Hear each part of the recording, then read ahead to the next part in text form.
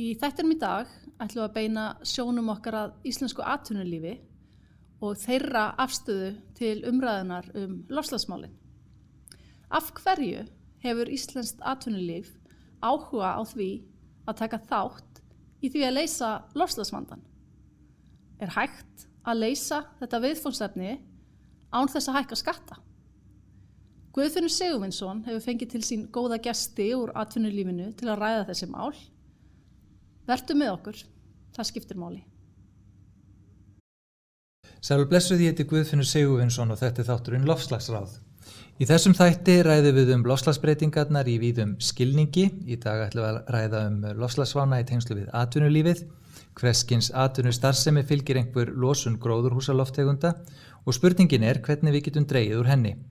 Atvinnulífið getur þá verið stór hluti af lausninni með nýsköpun og breyttum starfsháttum í takt við nýja tíma.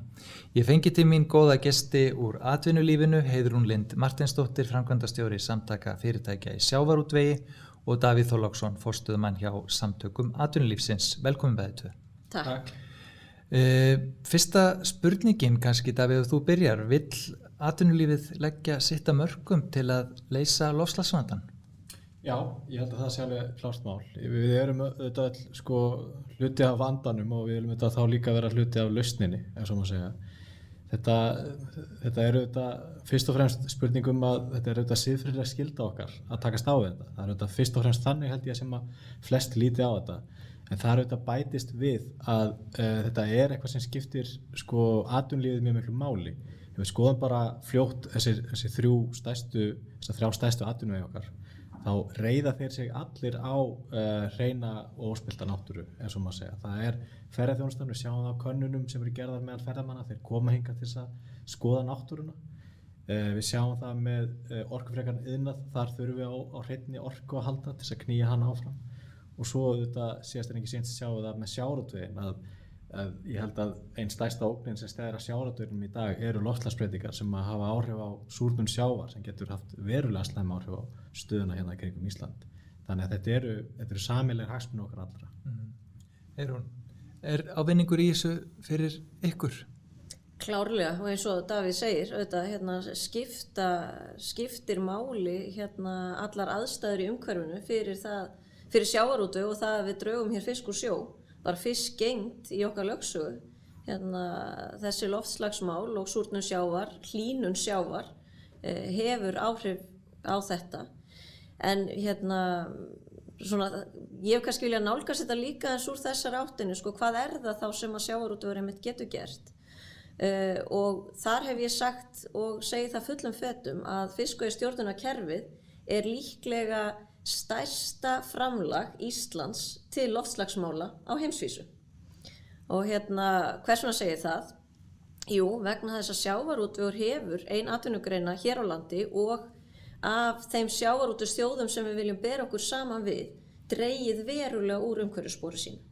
Við sjáum það alveg ef við skoðum Ísland í heild sinni, ef við lítum sérstaklega á olíuþáttinn, að þá hefur olíunotkun hér á landi því miður verið að aukast og töluvert frá 600.000 tonnum í kringum 1990 til, við vorum rétt yfir eða og undir 1.000.000 tonn 2018-19.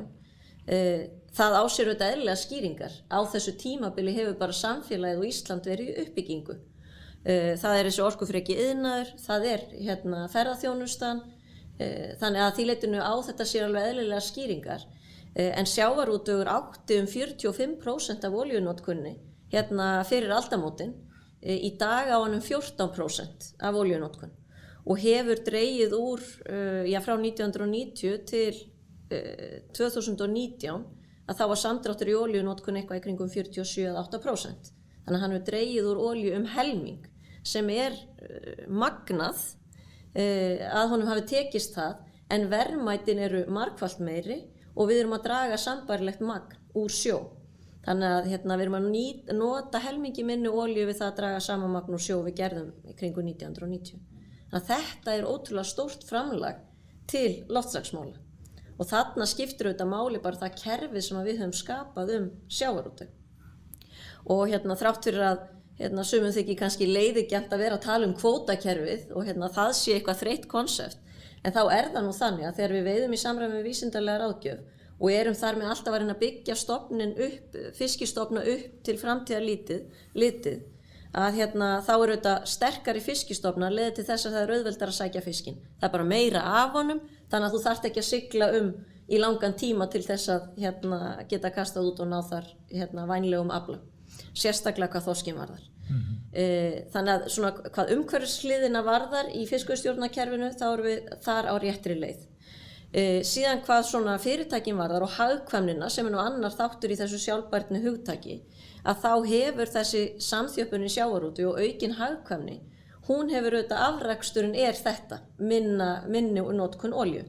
Með samþjöppun í greininni, það eru færri skip, það er meiri fjárfesting, það er skipsgrúfur sem að ná að toga án þess að nota of mikla olíu, það er allt þetta sem að líka hefur áhrif. Þannig að kerfið sjálft, við höfum alls ekki að vanmeta það, að það er það sem að hefur svona verið grundvallar þátturinn í því að sjávarútvegur hefur dregið úr. En svona til að draga þetta saman á upphaflegri pælinguðinni, það að sjávarútvegur hafi þetta sem svona áherslupunkt í sinni stefnu til framtíðar, að það segir sig sjálft að við verðum að huga að þessum umhverfisþáttum ef við ætlum hér að draga fisk úr sjó í lögsögu landsins. Einmitt lykillinn í þessu er sjálfbærni og kerfið er svo sannarlega sjálfbært og gott betur en það. En það er einmitt þetta lykilorð og annað lykilorð sem að maður heyrir mikið og hefur heyrt á undanförnum árum í tengslum við fyrirtæki er samfélagsábyrgð, sem að mörg fyrirtæki hafa stigið inn í að miklum krafti, ýmst í gegnum festu, fólk er að gera samning við klappir og svona. Getið þið aðeins sagt mér hvernig einmitt nákvæmlega þessi angi málsins sem er náttúrulega einnastæðstu loftslagsmálin, hvernig þetta er svona í praktíkin að birtast í atvinnulífinu, kannski dæmi aðgerðir, umræðu og svo framvegis? Já, þetta er auðvitað mjög ofarlega baugi í huga mjög margra núna og það er auðvitað, eins og ég nefndi áðan, fyrst og fremst held ég að fólk líti á þetta sem þetta sé bara eitthvað hluti sem er rétt að gera, en þetta er líka auðvitað góður business og það á við loftslagsmálin, umhverfismálin í viðskilningi og samfélagsábyrgð svona heilt yfir. Að það er eitthvað sem að skiptir máli, það skiptir okkur máli og það skiptir líka viðskiptavin okkar máli, fólkið sem er að kaupa fiskin okkar í útlöndum, ferðamennina sem að koma hingað og svo framvegis. Að þetta er vaxandi áhugi á þessu, þannig að það er klárt mál að að haga sér með ábyrgum hætti, það er góður business, það skiptir máli til lengri tíma og þú nefnir festu sem hefur unnið mjög gott starf í þessu, við getum líka nefnt við hjá Samtökum atvinnulífsins erum umbúðsaðilar Global Compact á Íslandi sem er stærsti vettvangur heims á sviði samfélagsábyrgðar, að verkefni á vegum Sameinuðu þjóðanna þar sem að þau eru að kalla að borðinu fyrirtæki, stofnanir og sveitarfélög til þess að skuldbinda sig, til þess að fylgja ákveðnum reglum og skila árlegum skýrslum þar sem er bara farið yfir hvort menn sé að fara eftir þessu eða ekki. Þetta er eitthvað sem þarf að gera. Það er auðvitað hætt við því að menn misnoti sér þetta til þess að skreita sig þarna með einhverju en standi ekki við hlutina. Það verður auðvitað að vera þannig að það fylgir þarna hugur máli og að menn geri eitthvað sem að skiptir máli á þessu sviði og standi við það. Og það er svona umgjörð eins og Festa getur veitt og Global Compact og fleiri aðrar geta veitt að það sé svona eitthvað ferli, að það sé eitthvað svona pakkalaust en sem í felst einhvers konar eftirfylgni, þannig að það sé því sé fylgt eftir að menn standi sér nú. Ég held ekki tekið undir þetta, og það er líka mikilvægt þegar að vera að huga svona samfélagsstefnu.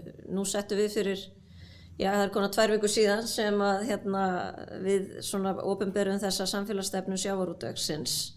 Það er ekki samfélagsstefna SFS, það eru hvert og eitt fyrirtæki sem að taka sína ákvörðun hvort þau ætla að innleiða þessa stefnu í sína starfsemi. Og í svona vinnu þá verður maður einmitt, þetta er ekki eitthvað pakkalaust, maður verður að vera trúr sinni starfsemi. Og það var dálítið uppleggið okkar í þessari vinnu við samfélagsstefnu fyrir sjávarútveg, að bara hverjar eru áskoranirnar í sjávarútveg. Og þess vegna einmitt var umhverfisþátturinn mjög stór þáttur í þessari stefnu okkar, hvernig ætlum við að gera betur í því. Og það er annað atriði sem maður verður að hafa í huga þegar maður er að setja svona stefnu. Maður er að setja stefnuna því að það er einhver svona, það er eitthvað markmið, þú vilt ná einhverju markmiði eftir einhvern x tíma. Þú ert ekki að segja að þú sért búin að ná því þegar þú setur stefnuna. Vegna þess að ef þú ert þegar búin að ná þessu öllu saman og starfsemið þín fullkomin, nú þá líklega ekki þörf á því að setja hennar stefnu. Þú ert að segja, heyrðu, við erum ekki fullkomin, það margt sem við getum gert betur og þetta eru áhersluatriði okkar í því að verða betri gagnvart samfélaginu.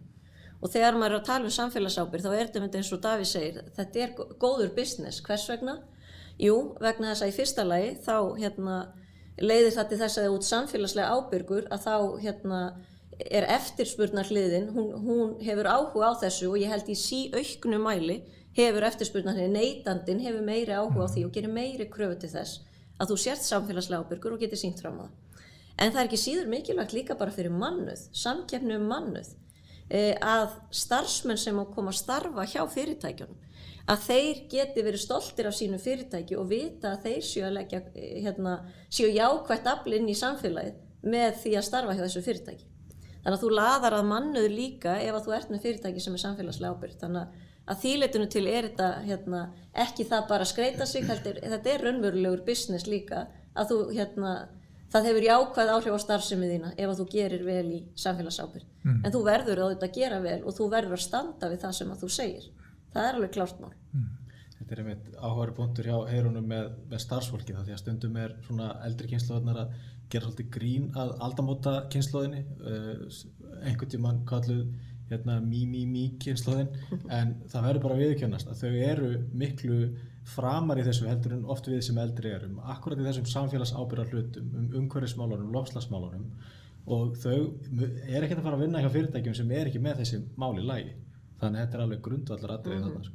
Og einmitt eins og þið segir, neytendur eru líka farnir að spyrja spurninga og leita að ýmsum merkingum á vörupakningum til þess að gangu skuggum það að varan sé unnin með svona í umhverfislegu tilliti á réttan hátt. En að því hún nefndi góðan business og datt mér nú í huga að ég vann einu sinni fyrirtæki sem að fór í þessa vinnu að semja við klappir, fylgjast með rafmagni, vatnsnotkun og svo framvegis til þess að vera nú réttu megin við línuna og það var alveg, fólk skeptist þetta væri nú bara svona vinna ofan á vinnu og eitthvað þannig. En ég man að þá kom í ljós að það var búið að fylgjast mjög mikið með heitavatninu og botnaði enginn í því það var svona hár heitavatnsreikningur, það var farið að skrúa niður í öllum ofnum og ég veit ekki hvað og hvað.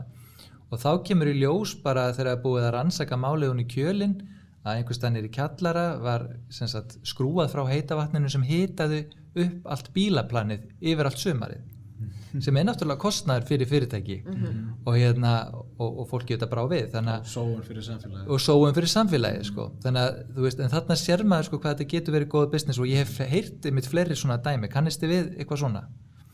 Algjörlega, ég bara, það er mjög gott dæmi eins og með sjávarútveginn, hvernig ætlum að draga meira úr olíu. Það eru þetta margir sem að tala nýja tækni og rafvæðingu skipaflotans og metanól, bara neymið það sem við viljum pröfa að því til þess að minnka olíunotkun á skipum. En fyrsta skrefi hlýtur alltaf að vera það, hvernig getum við dregið úr, bara byrjað strax í dag. Og fyrsta skrefi hlýtur að vera í því að mæla. Hvernig bara, ég þarf að fara að mæla hvaða olíu ég að nota og fylgjast með því, hvenær nota ég mikla olíu og hvenær nota ég litla. Bara eins og í veiðum, hvernig var veðrið þennan dag, samanburð á milli skipa, sambærilega skipa í sambærilegum veiðum, samanburð á milli skipstjóra. Það eru svona skref sem að sjávarútvegsfyrirtæki munu taka og eru að taka í dag, þar sem að þau sjá klárlega, ok, hér er augljóslega eitthvað sem ég get gert betur í. Þennan dag er augljóst að við vorum að stíma of fljótt í land þegar engin ástæða var til, eyddum of mikill olíu og þetta er bara reynsla sem við heyrum frá fyrirtæki sem hafa einmitt farið að gera þetta með markvissum hætti og Brim kannski þar fremst í flokki að menn sjá ávinning strax þarna að þú getur farið að spotta hvar geti dregið úr en þú gerir það ekki fyrir þú fyrir að mæla þetta með einhverjum fullnægjandi hætti. Farið við innkaupastefnun og svona en aðeins kannski bara þá að pólitíkinni í kringum loftslagsmálin. Maður heyrir mikið það að það eigi að setja á mengunarskatta og ýmis gjöld og þetta er svo sem ekki óeðlilegt að sá sem engi borgi þá bara fyrir það með einhverjum hætti. En er hægt að einhver síður takast á við loftslagsvandann að eitthvað mati á þess að hækka skatta? Það er vel hægt. Menn eru fólki þegar komið ansi langt í þessum pælingum með græna skatta, ef ég man rétt, þá eru þeir núna að skila ríkissjóði 50 milljörðum árlega. En það þá mjög mikilvægt sko að þetta séu raunverulega græni skattar og það það sem að ég veit svona fólk hefur áhyggjur af á Norðurlöndunum og hérna líka að svona stjórnmálamönnum kannski hætti til þess að nota þetta sem yfirvarp yfir frekari skattlagningu. En markmiðið hlýtur auðvitað að vera að sko þegar við erum búin að ná kolefnishlutleysi og búin að draga úr losun að þessi skattar lækki þá eftir því sem að til dæmis losunin minnkar. Þannig að þetta auðvitað ekki sko sjálfbær skattlagning til lengdar. Þetta hlýtur alltaf að vera eitthvað svona tímabundin ráðstöfun til þess að reyna að svona hjálpa mönnum yfir í sko umhverfisvænni leiðir.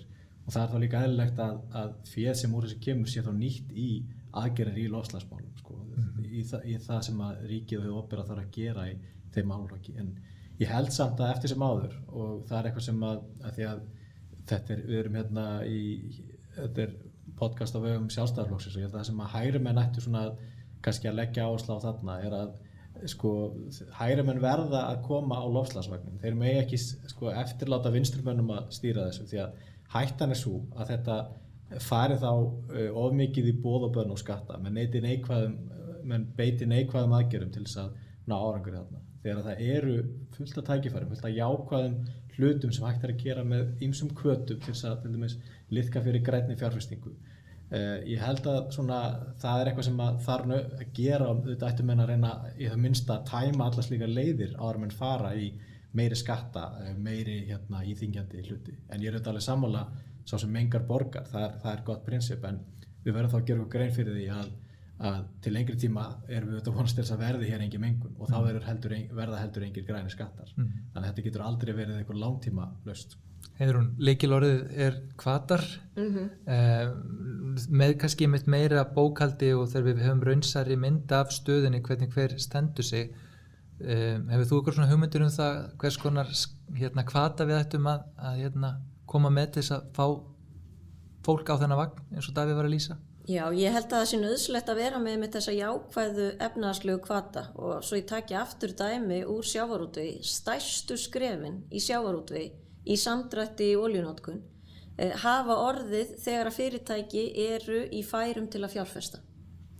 Þannig að skapa skilyrði, eins og ég segja að hafa jarðveginn þannig að menn geti sáð fræjum og uppvex eitthvað gott, að þá það klárlega þessi jarðvegur felst í því að rekstrarumhverfi sé þannig að fyrirtæki geti fjárfest.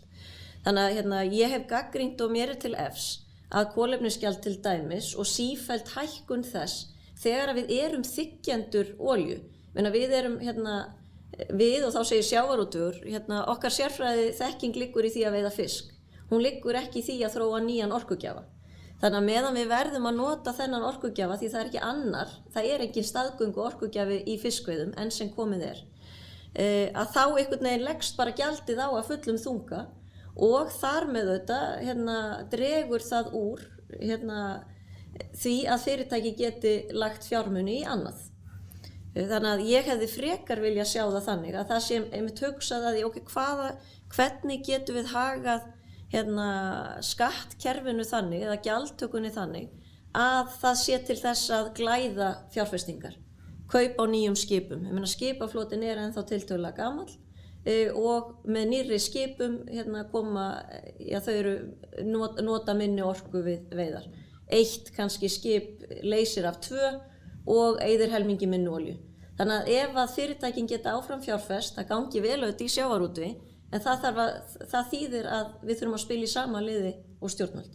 Að þau séum ekki alltaf að leggja á auknar álögur til þess einhvern veginn að reyna að draga úr olíu því að hvað gerist þá? Það verður bara minna svigrúm til fjárfestinga, skipin verða eldri og olíunotkun bara heldur áfram að vera jafn mikil. Þannig að það eru svona þættir og mér finnst líka bara, við erum með gott dæmi rafbílavæðingu. Hvers vegna hefur hún svona dálítið tekið kipp hér á landi? Jú, vegna þess að stjórnvöld innleiddu hvata til þess að við færum að kaupa meira af þessum bílum. Það mætti alveg sama hugsa sér í sjávarútvegi, annar þáttur sem stór í kolefnisspori sjávarútvegs, það eru kælimiðlar.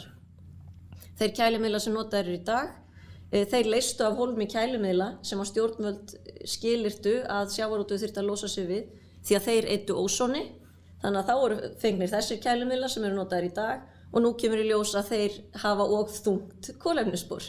Þannig að þá þarf að skipta þeim aftur út og þetta kostnaðarsamt. Þannig að við þurfum að huga að því hvernig getum við flýtt fyrir að sjávarútvegur geti losa sig þá eða endurnýjað í þessum kælikerfum án þess einmitt að skattleggja of. Hvernig getum við hvatt fólk til þess að fjárfesta í þá nýjum tækjum. En það gerist þá bara með því einmitt að á móti komi að álögur séu minkar. Og mér finnst rakið að við nýtum þó það sem lagt hefur verið í kolefnisgjald, ef að eitthvað kolefnisgjald verður, og mér heyrist það nú verða, að það sé þá einmitt nýtt aftur inn í, jafnvel annarkvort inn í viðskiptalífið til þess að endurnýja og fjárfesta í svona tækni, eða einmitt í þá í gróðursetningu og það hvernig við síðan jöfnum. Það sem eftir stendur. Af hverju gjaldið tekið og hvert að fer það tilbaka aftur. Það mætti til dæmis setja upp sjóð og nýta það í að fjárfesta í orkuskiptum í samgöngu, eða þar sem að aðrar geta sótt þar sem þú stendur frammi fyrir því, þú ert að nota og umhverfisvænt tæki, það til staðar umhverfisvænna tæki en það þetta kostnaðarsamt að breyta. Af hverju geta að sækja bara í sjóð sem að styrkir það, niðurgreiðir eitthvað slíkt sem að geti komið úr kolefnisgjald og öðru slíkum grænum sköttum. Akkurat, það góð hugmynd. Og með rafbílana þá finnst mann þetta nú svona eins og krakkan segja no-brainer vegna þess að við eigum orkugjafan, við erum að framleiða hann sjálf, við þurfum ekki að fara að flytja hérna inn með skipum, þannig að þetta svo augljóst mál hvað það gott fyrir alla og atvinnulífið hefur nú reyndar, maður hefur verið að sjá fréttur það að einstök fyrirtæki að skipta jafnvel sínum bílaflota alveg út og yfir í rafbíla, þannig það eitt dæmi. Og mér langaði aðeins, Heiðrún, að því þú varst að tala sjávarútveginn, aðeins kannski víðara samhengi líka í sambandi við umhverfismálin, að því það einhvern veginn þannig að umræða sjávarútveg á Íslandi svolítið eintóna og það kannski ekki oft mikið verið að hampa því sem það vel gert. Það til dæmis annað sem ég veit ekki hvort að margir vita af, það til dæmis eins og það þegar áhyggjur af plastmengun og þess aftar hlutum kom upp, að þá til dæmis fór fyrirtæki eins og HB Grandi bara í það að reisa sína eigin endurvinnslustöð til að endurvinna sín veiðarfæri. Annað dæmi sem ég heyrði að norðan og frá landstæktum umhverfissinna sem hafði farið þar fiskvinnslu Samherja, að hann var alveg gapandi yfir því að það hefði verið að nota íslenska vatni til að skera fiskinn alveg upp á millimetr, það hefði verið að nýta hráefnið að öllu leyti, það ekkert sem gengur af eins og var áður fyrr. Þannig að það mjög margt þarna í gangi, háþróaðar lausnir og mikil fjárfesting sem einmitt miðar að þessu. Ekki satt? Jú. Og það einmitt, eins og bara þetta með veiðarfærin, að það auðvitað sú ímynd og hún bara neikvæð þegar maður sér söfnun í fjörum landsins og þar stórum hluta eru það veiðarfæri sem að þar verið að safna saman. Blessunarlega það nú þannig í dag að ég meina það eru ótrúlega verðmæti sem felast í veiðarfærum. Þannig að það nú ekki algengt að menn missi veiðarfæri og gerir ekkert í því til að endurheimta þau. Blessunarlega. Þannig að þetta eru í flestum tilvikum fortíðardraugar sem eru þarna komnir á land og í mörgum tilvikum auðvitað veiðarfæri úr erlendum sjávarútvegi. Ég meina þau berast hundruði kílómetra og við höfum meira segja nýlega bara svona til gamans til að vita þetta, gerðum við smá greiningu á því, fengum nokkur svona veiðarfæri sem hann Tommi í Bláa hernum hafi verið að safna og þá kemur í ljós einmitt að þetta eru ekki veiðarfæri sem hafa verið notuð hér á landi, efnið í þessu hefur ekki verið notað hér og hampiðan var með okkur í þessu. En þetta bara áframhaldandi verkefni. Við erum með samning núna við Úrvinnslusjóð að endurvinna eða að atvinnugreinin taki ábyrgð á því að koma veiðarfærum til endurvinnslu, þau sem endurvinnanleg eru. Og það hefur gengið vel og meira farið til endurvinnslu en gert var ráð fyrir í samningnum hlutfallslega. En þetta áframhaldandi verkefni og þetta eitt af því sem við viljum gera betur. Það eru ennþá munaðarlaus veiðarfæri á bryggjum og í sveitarfélögum og annað þess háttar sem við viljum eiga samstarf við sveitarfélögin að hirða upp og koma þá til endurvinnslu því sem hægt að koma til endurvinnslu. En plast í sjónum áhyggjuefni fyrir sjávarútveg og ég hef nú séð auglýsingaherferðir frá LIU á þeim tíma kringum 1990-1995 þar sem var verið að tala um plast í hafi. Þetta ekkert nýtíska fyrir sjávarútveg, við höfum verið að tala fyrir þessu lengi og ég segi þetta áhyggjuefni og sér í lagi þá út frá því sem að þá gæti farið í þau matvæli sem við erum að framleiða, það plast sem að getur endað í matvælum. Snýstum að vernda auðlindina sjálfsögðu, Já. að fá ekki örplast í fiskinn sem við erum að borða. Já. En kannski svona rétt að lokum, við erum búin að fara vítt og breytt og ef við viðum öll, en við langar samt til að enda þá risastóru spurningu. Það svona sem tengist atvinnulífinu en það er svona ljóst nokkurn veginn samt af vandamálinu eins og það liggur fyrir að stórun hluta er þetta offramleiðsla og ofneysla sem í rauninni er að kalla á meiri háttar umhverfisvandamál, hvort sem það er í loftslaginu eða í hafinu eða hvar. Vöruflutningar auðvitað fara mikið fram núna í gegnum flugsamgöngur vegna þess að fólk vil fá ferska vöru með hröðum og öruggum hætti. Hvernig haldið að það þróist? Hvar sko, er þarna svigrúm einhvern veginn til að gera hlutina betur eða eru við komin bara, lifum við í heimi þar sem að verður svolítið erfitt að þá draga úr framleiðslu og einnota drasli og fánýtum hlutum sem hafa stuttan líftíma. Er eitthvað í þessu sem við þurfum að endurskoða? Sko, því ég stundum haldið fram og ég séð eins og sko, formann landverndar haldaði fram að eina lausnin úr loftslagsvandanum sé raunar að við hættum með kapitalisma. Sko, að það kapitalismin sé rót vandans. En ég held að því sé eiginlega þveröfugt farið. Það eru kapitaliska lausnir sem munu leysa þennan vanda. Það er fjárfesting og nýsköpun. Og dæmi sem að þú tókst áðan með það hvernig sko, okkur hefur tekist eða sjávarútveginum í samstarfi við þessi hátækni fyrirtæki okkar, Marel, Skagan 3X og Völku að nýta til dæmis aflann miklu betur. Erum eitt gott dæmi það. Það er ekki út af sköttum sem það gerist, það er ekki út af boðum og bönnum, það er út af nýsköpun og fjárfestingu sem það gerist. Og þetta eru lausnirnar og þetta munum við, þetta mun atvinnulífið, mun almenningur, ríkið leysa í sameiningu. Þetta verður ekki leyst af atvinnulífinu einu, en það verður gert með kapitalískum lausnum sem er fjárfesting og nýsköpun. Og það besta sem ríkið getur gert, að lagt að mörkum í þessu, er að skapa hvata hér fyrir fjárfestingu á þessu sviðum. Ég held að þetta hafi verið ágætis súmmering á þessu. Fyrir okkur er lykilatriði með þetta að sjávarútvegur sé í færum til að fjárfesta. Mér finnst einn punktur í því líka, svo ég komi aftur inn á fiskveiðistjórnarkerfið, sko, að það er þessi ótímabundni afnotaréttur framseljanlegi sem að fyrirtæki hafa, sem að er það sem að býr til þessa langtíma hugsun fyrirtækjana sjálfra. Vegna þess að fara í nýsköpun og samstarf með fyrirtækjum eins og Skaganum, Völku, Marel og þessum fyrirtækjum. Þetta er ekkert tjaldað til einnar nætur. Þetta er ekki 2 ára prósess, 3 ára prósess. Það sem þú ert að láta af hendi alla þína þekkingu hvað sjávarútveginn varðar og á móti koma tæknifyrirtækin. Það er þetta samstarf sem að tekur ekki bara 2-3 ár, heldur 15, 20, 25, 30 ár, sko. Mér finnst ágætt dæmi með Völku, það er stofnað 2003, Nýsköpunarsjóður atvinnulífsins og Frumtak selja sig út úr Völku 2018, eftir 15 ár. Þá er þetta fyrirtæki svona má segja að slíta baskunum. Þannig að þetta er svo ótrúlega langt ferli sem þessi nýsköpun tekur, en við verðum að hafa þolinmæðina í það og þá verðum við líka að ná að tvinna eða að koma fyrirtækjunum að kerfið sér þannig að fyrirtækin hafi þessa langtíma hugsun. Og hafi styrk í rauninu og fjárfestingagetu til að fylgja því eftir. Það skiptir líka máli. Já, ekki bara það, og hafi aflaheimildir. Já, nú er oft talað innköllun aflaheimilda og það er einhvern veginn endur útluta hlutunum og menn fá einhverju útlutun til einhverju x ára og annað þess áttar. Það mun hafa áhrif á svona fjárfestingar. Það er alveg klárt mál. Við sjáum það bara og sjávarútvegi annarra þjóða. Þar sem að er ekki til staðar þessi ótímabundni framseljanlegi afnotaréttur. Þegar menn hafa þá bara þeir get ekki hugsa lengur en 5-10 ár fram í tíman. Nú hvers vegna ættur þá að leggja þína þekkingu inn í tæknifyrirtækin ef að þú mynd aldrei sjá afrakstur þess vegna þess að þú verður jafnvel ekki starfandi sjávarútvegi á þeim tíma. Þannig að þetta fiskveiðistjórnarkerfi sem við erum með, í því felst líka svari við þessari lykilspurningu hvernig ætlum við að gera betur í loftslagsmálum, sérstaklega hvað sjávarútvegi varðar. Við þurfum að passa upp á þetta kerfi því að það er það sem að hefur skilað okkur árangurinn til þessa.